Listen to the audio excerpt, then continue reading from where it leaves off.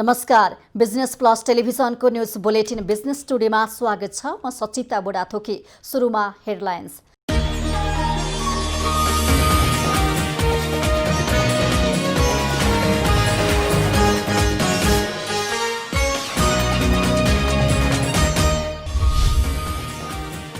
चालू वर्षको 2 महिनामा 22% आयात घट्दा निर्यात 10% बढ्यो। वैदेशिक व्यापारमा नेपालले बेहोर्ने घाटामा केही सुधार हुने अपेक्षा।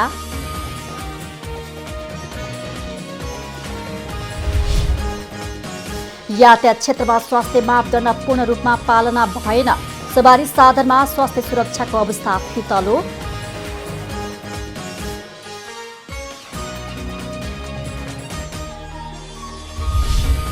गत 24 घण्टामा 1313 जनामा कोरोना संक्रमण, थप 6 जनाको निधन।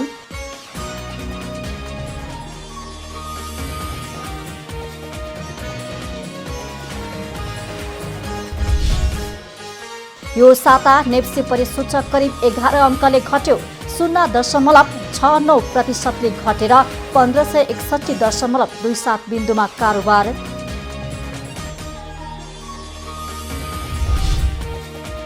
र बेलायतद्वारा रोजगारी गुम्न नदिन नयाँ आपतकालीन प्याकेजको घोषणा। कामदारहरूलाई छोटो समयको लागि भए पनि रोजगारी दिइने।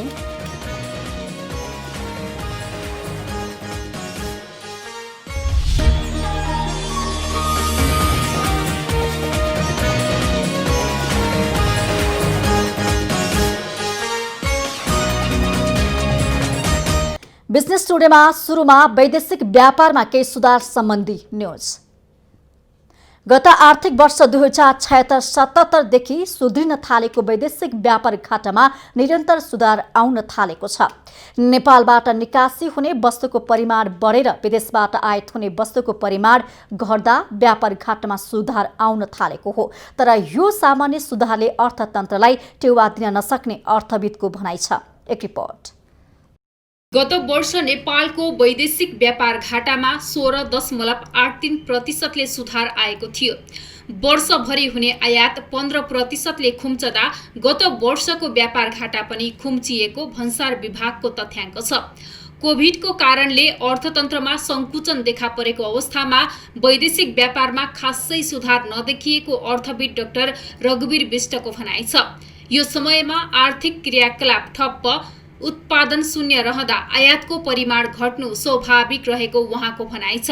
आयात सानो हिस्सामा घटेको डाक्टर विष्टको धारणा छ। हामीले बिर्सिन नहुने कुरा के छ भन्दाखेरि नेपालको कोभिडले गर्दाखेरि र साथमा हामीले जुन तरिकाको उपाय लकडाउन भनौँ या निषेधाज्ञाका जुन चाहिँ उपकरणहरू प्रयोग गर्यौं, त्यो उपकरणले हाम्रो आर्थिक चाहिँ क्रियाकलाप जुन चाहिँ उत्पादनका कुरा भए या उपभोगका कुरा भए या वितरणका कुरा भए या अन्य चाहिँ क्रियाकलापहरू सबलाई ठप्प बनाएको अवस्था छ, जसले चाहिँ नेपालको अर्थतन्त्रलाई हामीले चाहे पनि नचाहे पनि, हामीले खोजे पनि नखोजे पनि आर्थिक मन्दीतर्फ चाहिँ उन्मुख गराएको अवस्था छ। यसलाई चाहिँ नेपाल सरकारको जुन प्रथम चौमासिकको चाहिँ प्रतिवेदनलाई हेर्नु हो भने नकारात्मक अवस्थाको चाहिँ हामी पाउन सक्छौँ।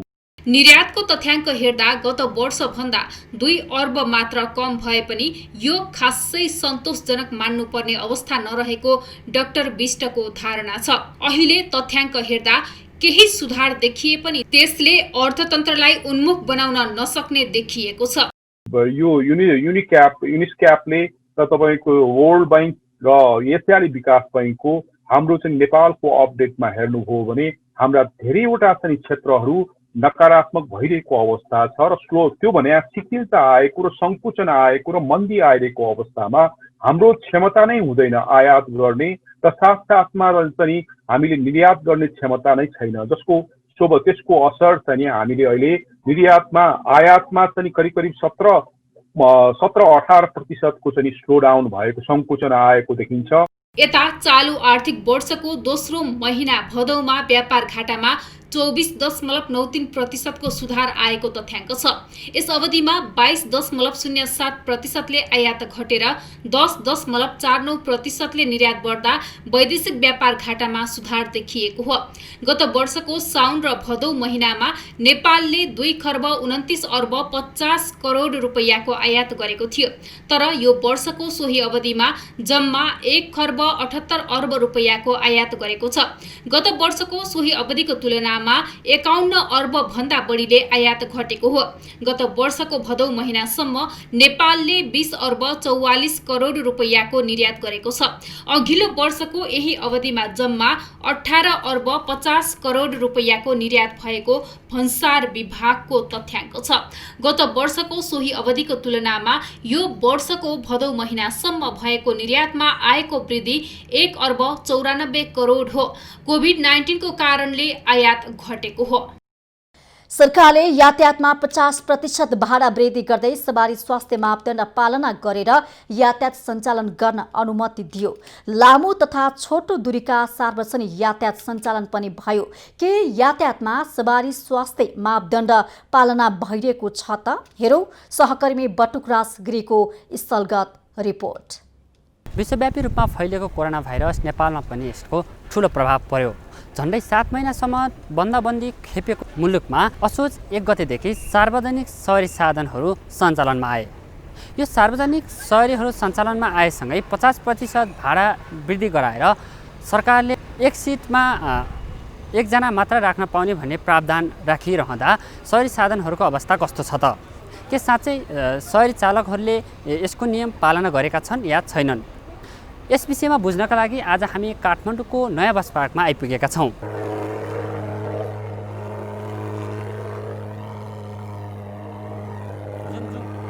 असोज 1 गतेदेखि सार्वजनिक शहरी साधनहरू सञ्चालनमा आए। यो सार्वजनिक शहरीहरू सञ्चालनमा आएसँगै 50% भाडा वृद्धि गराएर सरकारले एक सिटमा एकजना मात्र राख्न पाउने भन्ने प्रावधान राखिरहँदा शहरी साधनहरूको अवस्था कस्तो छ त?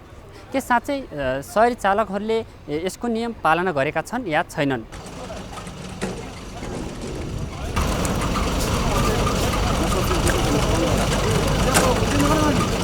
करिब 7 महिनापछिको लकडाउन पश्चात सार्वजनिक शहरी साधनहरू गुडिसकेको अवस्था छ। सरकारले स्वास्थ्य मापदण्ड पालना गरेर शहरी साधनहरू चलाउन अनुमति दिएको छ। त्यति मात्र होइन, 50% भाडा वृद्धि पनि गरेको छ।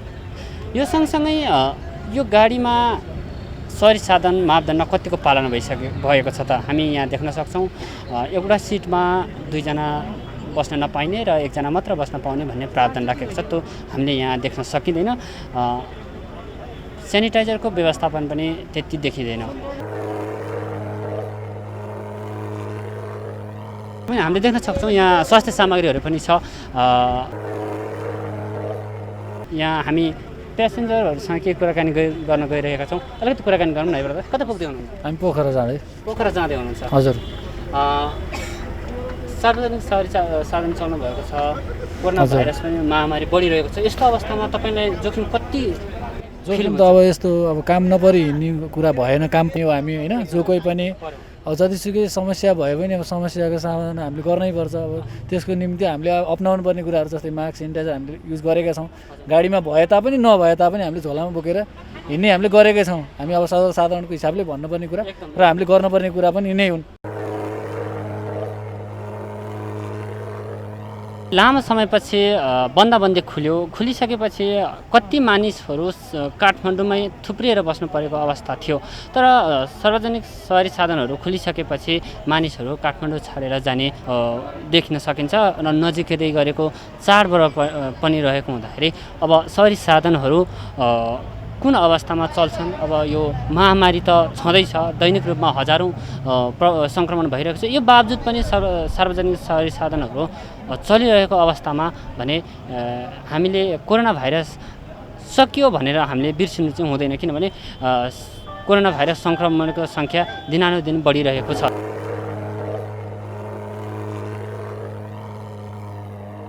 सेनिटाइजर म आफैले आफ्नो गाडीको लागि आफैले किनेको छु र मास्कहरू अनिवार्य छ।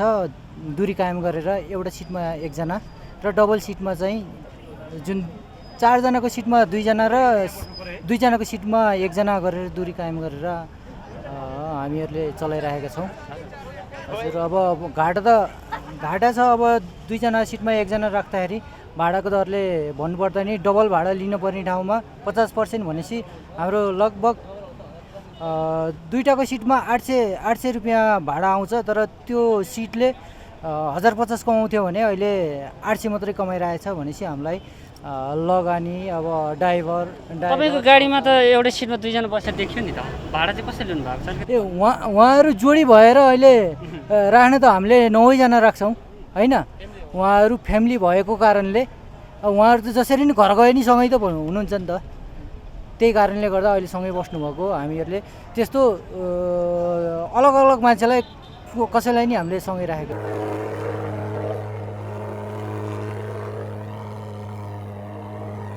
दर्शकबिन, फेरि हामी अर्को काठमाडौँबाट बुटवलतर्फ जाँदै गरेको गाडीमा यहाँको अवस्था के छ भनेर बुझ्न लागिरहेका छौँ। हेरौँ यो गाडीको अवस्था कस्तो छ त, सवारी मापदण्ड अर्थात् स्वास्थ्य मापदण्ड पालना भएको छ कि छैन, यस विषयमा हामी तपाईँहरूलाई जानकारी गराउन गइरहेका छौँ। अब खै अब 50% बढेको भन्छ के अब होला नि, अब सरकारले बढाएको हिसाबले अब त्यसै उसमा हिँड्नु भएको छ, बाँकी हो त्यो त अब थाहा भएको छैन होइन। तर हामीलाई चाहिँ 50%ले बढेको छ, वृद्धि भएको छ भने त्यही हिसाबले हामी टिकट लियो। कोरोना भाइरस त सकिएको छैन, दिनानुदिन थपिरहेको छ, अवस्था झन् बढ्दै गएको छ। तपाईँलाई कतिको फिल भएको छ, जोखिम कतिको बढिरहेको छ? आफ्नो बाध्यता पनि एउटा हिसाबले भनौँ न, अब यहाँ बसेर पनि अब हेर्नुहोस् न, अब यस्तो छ महल, अब भन्न त अब यस्तो अब भनौँ अब बढिरहेको छ भन्छ दिनौदिन, तर आफ्नो बाध्यताले पनि अब आफ्नो अब भनौँ न घरतिर अब जानुपर्ने स्थिति छ। अब के गर्नु, अब यस्तै छ। हजुर, जोखिम बढिरहँदाखेरि गाडीमा सेनिटाइजर, मास्क, पन्जाहरूको व्यवस्थापन कस्तो पाउनु भयो? खै अहिलेसम्म त त्यस्तो त खै अब भर्खर हामी बसियो, खै त्यस्तो त अहिलेसम्म अनुभव त भएन। त अब पछि अब बसिसकेपछि दिने हो कि बा के हो त्यो त थाहा भएन है, अहिलेसम्म दिएको छैन।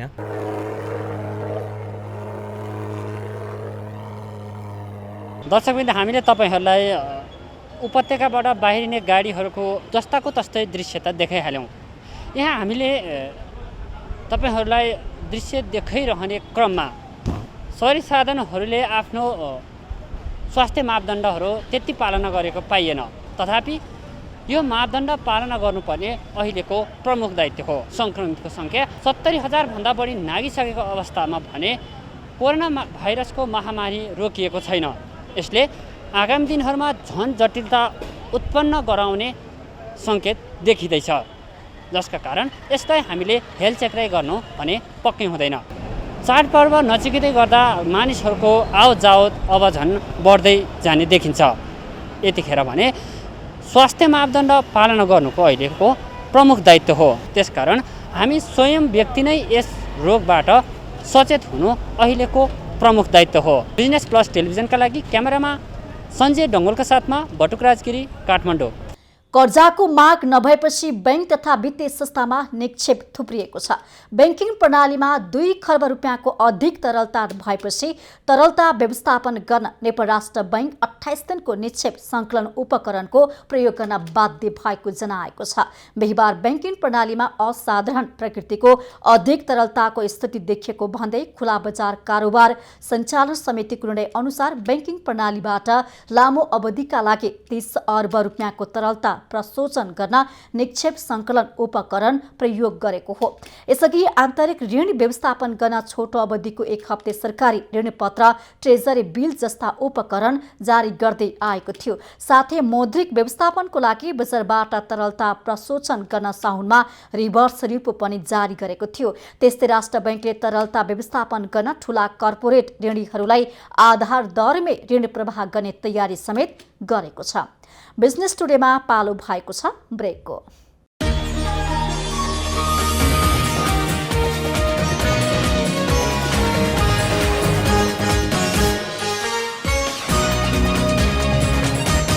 बिजनेस टुडेमा पुनः स्वागत छ। अब बाँकी समाचार। शुक्रबार देशभरमा 1313 जनामा कोरोना संक्रमण पुष्टि भएको छ। हालसम्म नेपालमा कुल कोरोना संक्रमितको संख्या 70,614 पुगेको छ, जसमध्ये सक्रिय सक्रिय संक्रमित 18,289 रहेका छन्। यसैगरी गत 24 घण्टामा कोभिड-19 संक्रमण निको हुनेको संख्या 1,455 जना रहेको छ। अहिलेसम्म देशभरमा कुल 51,866 जनाले संक्रमण जितिसकेका छन्। हाल देशमा क्वारेन्टाइनमा 6,564 जना छन् भने संस्थागत आइसोलेसनमा 8,237 जना र होम आइसोलेसनमा 10,052 जना रहेका छन्। गत एक दिनमा 12,962 PCR परीक्षण भएको छ। यो सँगै नेपालमा कुल परीक्षण संख्या 9,68,185 पुगेको छ। गत एक दिनमा नेपालमा थप 6 जनाको कोभिड-19 संक्रमणको कारण निधन भएको छ। कोरोना महामारीको कारण लामो समयदेखि प्रभावित हुँदै आएको हवाई उडान सुरु भएसँगै यात्रु र उडान सञ्चालक खुसी छन्। महामारीको त्रासका कारण उडान सुरु भएपछि नेपालगञ्जमा यात्रु उत्साहित देखिएका हुन्। एक रिपोर्ट। गत चैत 10 गतेदेखि बन्द रहेको हवाई यात्रा असोज 5 गतेबाट सुरु भयो। कोरोना महामारीभन्दा पहिले नेपालगञ्जदेखि काठमाडौँ दैनिक 10 देखि 12 सम्म दैनिक उडान हुने गरेको थियो। तर महामारीलाई मध्यनजर गर्दै अहिले नेपालगञ्जदेखि काठमाडौँ दैनिक 3 वटा उडान हुने गरेको छ। अहिले बुद्ध एयर, यति एयरलाइन्स र श्री एयरलाइन्सले उडान गर्दै आएका छन्। सरकारले मापदण्ड पुर्याएर हवाई उडान गर्ने निर्णय गरेसँगै सबै एयरले स्वास्थ्य सजगता अपनाएर उडान गर्दै आएका छन्। नेपालगञ्जको विमानस्थलमा सुरक्षाकर्मी, एयरलाइन्स र हवाई यात्रुहरूले पनि सजगता अपनाएर हवाई यात्रा गर्दै आएका छन्। नेपालगञ्ज स्थित एयरपोर्टभित्र प्रवेश गर्दा यात्रुलाई मास्क लगाउन दिने, ज्वरो जाँच्नुका साथै हातमा सेनिटाइजर लगाएर मात्र प्रवेश गराउने गरिएको छ। 6 महिना पहिले हवाई उडान सुरु भएको र महामारी नसकिएकोले पनि पहिलो दिन यात्रुहरू डराएका थिए। महामारीको त्रास कायमै रहे पनि बाध्यताले यात्रा गर्नु परेको उनीहरूले बताएका छन्। बसको यात्रा करिब 13 देखि 15 घण्टाको समय लाग्ने भएकोले हवाई यात्रा नै सुरक्षित हुने यात्रुहरूको भनाइ छ। अलिकति त्रास, अलिकति संशय जस्तो त अनुभव हुन्छ। त्यही पनि यहाँको व्यवस्थापन हेर्दाखेरि सेनिटाइज गर्ने, सुरक्षित ढङ्गबाट गर्ने प्रयास चाहिँ नि राम्रै भएको जस्तो अनुभव मैले गरेको छु। एकदम राम्रो महसुस गरेको छु, किनभने धेरै समयदेखि मान्छेहरू अब रोकिएर बस्नु भएको थियो। सेफ्टी मेजर पालना गर्दै यात्रा चाहिँ सुचारू गर्नु पनि पर्छ जस्तो लाग्छ र मेजर प्रयोग पनि भएको छ। अब यात्रुहरूले पनि एयरलाइनले पनि त्योतर्फ ध्यान दिएको छ। अपनाउनु त अब त्यस्तो खासै केही छैन। अब यो सुकुम ठाउँमा त यस्तो छ, अब दुर्गममा त के होला, अब त्यो भन्ने मात्रै हो। त्यस्तो खालको डिस्टेन्स कायम भएको छैन। प्लेनमा सेनिटाइजर गर्ने र यात्रुहरूलाई पनि स्वास्थ्य मापदण्ड अपनाएर उडान गर्ने गरेको विमान सञ्चालकको दाबी छ। यात्रुहरूको चाप बढेसँगै फ्लाइटहरू थप गर्दै लगिने बताइएको छ।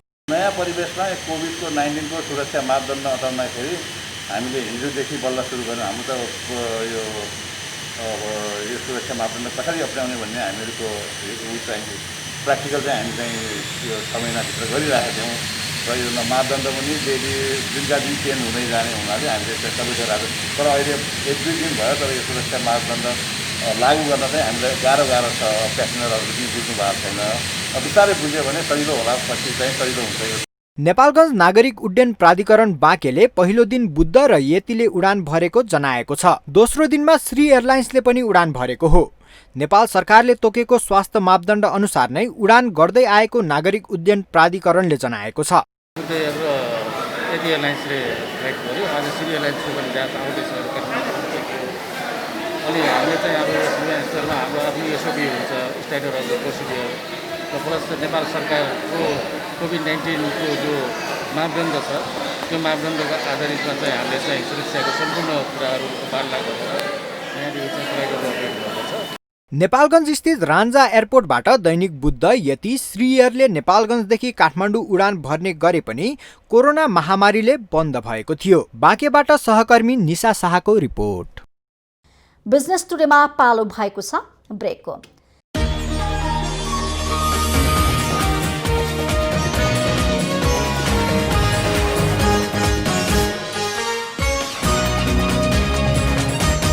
बिजनेस टुडेमा पुनः स्वागत छ। अब बाँकी समाचार। यस साता नेप्से परिसूचक करिब 11 अङ्कले घटेको छ। अघिल्लो साताको अन्तिम दिनको कारोबार 1572.18 बिन्दुमा बन्द भएको नेप्से यस साता 10.91 अङ्क अर्थात् 0.69% घटेर 1561.27 बिन्दुमा छरेको छ। यससाता 206 कम्पनीको 2,61,849 पटकको कारोबारमा 12 अर्ब 15 करोड 43,39,000 रुपैयाँ बराबरको 4 करोड 4,79,000 किता सेयर खरिद बिक्री भएको छ। साताको कारोबार रकम गत साताको तुलनामा 14.94% कम हो। गत साता बजारमा 14 अर्ब 28 करोड रुपैयाँ बढीको सेयर किनबेच भएको थियो। कारोबार रकमका आधारमा यस साता नेपाल बैंक लिमिटेड शीर्ष स्थानमा रहेको छ। सो बैंकको यस साता 72 करोड 81 लाख रुपैयाँ भन्दा बढीको सेयर कारोबार भएको छ। अघिल्ला साता कारोबार रकमका आधारमा शीर्ष स्थानमा रहेको नेपाल पुनर्बिमा कम्पनीको भने यस साता 61 करोड 67 लाख रुपैयाँ बराबरको सेयर खरिद बिक्री भएको छ। यस साता कारोबारमा आएका 12 उपसमूह मध्ये 3 उपसमूहको मात्र परिसूचक बढेको छ भने बाँकी 9 उपसमूहको परिसूचक घटेको छ। यस दिन व्यापार उपसमूहको परिसूचक सर्वाधिक 7.15% बढेको छ। त्यसैगरी फाइनान्सको 3.90% र हाइड्रो पावरको 0.49% बढेको छ। यस साता होटल उपसमूहको परिसूचक सर्वाधिक 8% घटेको छ। यस साता एक डिबेन्चर सहित 5 कम्पनीको 2 करोड 11,77,437.50 किता सेयर नेप्सेमा सूचीकृत भएको छ। सातामा लिबर्टी इनर्जीको 1 करोड 50 लाख किता तथा समाज लघुवित्तको 2 लाख किता आइपीओ, एनएलजी इन्स्योरेन्सको 38,42,437.50 हकप्रद, छ्याङ्दी हाइड्रो पावरको 1,35,000 किता बोनस सेयर र 20 लाख किता प्रभु बैंक डिबेन्चर 2084 सूचीकृत भएको छ। यस साता मोस्ट पपुलर बाई स्टकमा Saptakoshi development bank, Nepal credit and commerce bank, Nepal सेवा लघुवित्त, बन्जुश्री फाइनान्स, नेपाल इन्स्योरेन्स लगायतका कम्पनीहरू परेका छन्। त्यसैगरी मोस्ट पपुलर सेल स्टकमा यस साता Himal Dolakha hydro power, united finance, progressive finance, NMB hybrid fund, Shine Resunga development bank लगायतका कम्पनीहरूको परेका छन्। आर्थिक वर्ष 2076-77 निर्जीवन बीमा कम्पनीहरूले कृषि बीमाबाट 1 अर्ब 18 करोड रुपियाँको बीमा शुल्क सङ्कलन गरेका छन्, जुन अघिल्लो आर्थिक वर्षको तुलनामा 1 अर्ब 17 करोड 69 लाख रुपियाँले बढी पनि हो। आर्थिक वर्ष 2075-76 कृषि बीमा मार्फत 1 अर्ब रुपियाँ हाराहारीमा बीमा शुल्क सङ्कलन भएको थियो। आर्थिक वर्ष कृषि बाली तथा पशुपक्षी बीमाको व्यवसाय 17.61% बढेको बीमा समितिको तथ्याङ्कमा उल्लेख छ। आर्थिक वर्ष 2076-77 सङ्कलन भएको कुल बीमा शुल्क मध्ये 88 करोड 62 लाख रुपियाँ सरकारबाट अनुदान बापत प्राप्त भएको हो। कृषि बीमामा सरकारले 75% अनुदान दिने व्यवस्था छ। लगातार 3 दिन ओह्रालो लागेको सुन तथा चाँदीको मूल्यमा असोज 9 गते शुक्रबार वृद्धि भएको छ। यस दिन सुन तोलामा 800 रुपियाँले बढेको हो। नेपाल सुन चाँदी व्यवसायी महासङ्घका अनुसार आज छापावाला सुन प्रति तोला 93,900 रुपियाँ र तेजाबी सुन प्रति तोला 93,400 रुपियाँमा कारोबार भइरहेको छ। मंगलबारदेखि बिहिबारसम्म 4,100 रुपियाँले घटेको सुन र चाँदीको मूल्य शुक्रबार बढेको हो। अघिल्लो दिन बिहिबार सुन प्रति तोला 93,100 रुपियाँसम्म खरिद बिक्री भएको थियो। शुक्रबार चाँदीको भाव पनि बढेको छ। यस दिन चाँदी तोलामा 40 रुपियाँले बढेर प्रति तोला 1,160 रुपियाँमा किनबेच भइरहेको छ। पछिल्लो 3 दिन चाँदी 200 रुपियाँले घटेर 1,120 रुपियाँमा झरेको थियो। बेलायतले रोजगारी गुम्न नदिन नयाँ आपतकालीन प्याकेजको घोषणा गरेको छ। अहिलेको फर्लो योजनालाई विस्थापित गर्दै अर्थमन्त्री ऋषि सुनाकले नयाँ उपायको घोषणा गरेका हुन्। फर्लो योजना आगामी महिनादेखि समाप्त हुँदैछ। रोजगारी टेवा योजनाले व्यावसायिक मागमा आएको कमीसँग थोरै घण्टा काम गरिरहेका कर्मचारीको तलब प्रत्यक्ष भुक्तानी गरिदिनेछ। यस योजनाले कामै नभएर बस्ने अवस्था आउन नदिन कामदारहरूलाई छोटो समयको लागि भए पनि काममा राख्ने जनाएको छ। योजनामा संलग्न हुने कर्मचारीले सामान्य अवस्थामा भन्दा कम्तीमा 1/3 समय काम गर्नुपर्नेछ। यद्यपि सरकारले उनीहरूको तलबको 2/3 समेट्ने गरी तलब बढाएर दिनेछ। यस योजनाले बेलायतभर रहेका सबै साना तथा मझौला आकारका व्यवसायीहरूलाई लक्षित गर्नेछ। यद्यपि सङ्कटको कारण टर्न ओभरमा कमी आएका ठूला कम्पनी पनि यस योजनामा योग्य रहनेछन्। आफूले सबै व्यवसाय र रोजगारी जोगाउन नसके पनि व्यवसाय र कम्पनीहरूले अहिले सामना गरिरहेको वास्तविक समस्यासँग भने आफूहरूले जुझ्नै पर्ने त्यहाँको हाउस अफ कमन्समा सुनाकले बताएका छन्। फर्लो योजनामा सरकारले महामारीको कारण बिना तलब बिदामा बस्न बाध्य करोडौं कामदारको 80% तलब भुक्तानी गरिएको थियो। बिजनेस टुडे अहिलेलाई यति नै। हेर्दै रहनुहोला business plus television, business plus, business first. नमस्ते।